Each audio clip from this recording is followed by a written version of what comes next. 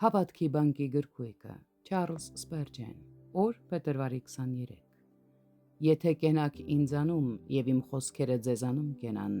ինչ որ էլ կամենաք, կխնդրեք և կլինի ձեզ։ Հովհաննես 15-րդ գլուխ 7-րդ խոսք։ Նկատի ունեցեք, որ եթե մենք ակնկալում ենք, որ Տեր Հիսուսը կլսի մեզ, նախ մենք պետք է լսենք նրա խոսքերը։ Եթե մենք ականջ չունենք Քրիստոսի համար, նա էլ ականջ չի ունենա մեզ համար։ Որքանով մենք լսենք, այնքանով էլ կլսվենք։ Ավելին, այնինչ մենք լսում ենք, պետք է մնա, ապրի մեր մեջ և բնակվի մեր բնավորության մեջ որպես ուժ և զորություն։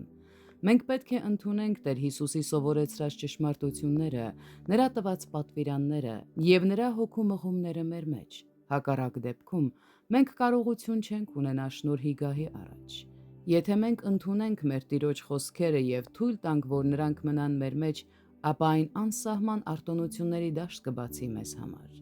Մենք աղոթքում կունենանք մեր կամքը, որովհետև արդեն իսկ մեր կամքը հանձնել ենք Տիրոջ պատվիրանին։ Այսպես են եղիաները պատրաստվում, երկնքի բալանիները գործածելու, ամպերը փակելու կամ արձակելու համար։ Այդպիսի մի մարդը արժե 1000 սովորական քրիստոնյաների։ Արդյոք խոնարհությամբ ցանկանում ենք լինել եկեղեցու և աշխարհի համար բարեխոսներ և Լյութերի նման կարողանալ Տիրոջից ստանալ այն, ինչ կամենում ենք։ Այդ դեպքում պետք է խոնարհեցնենք մեր ականջը սիրելիի ձայնին, պահել նրա խոսքերը և խնամքով հնազանդվել նրանց։ Նա, ով ցանկանում է պտղաբեր աղոթել, պետք է ջանասիրաբար լսի։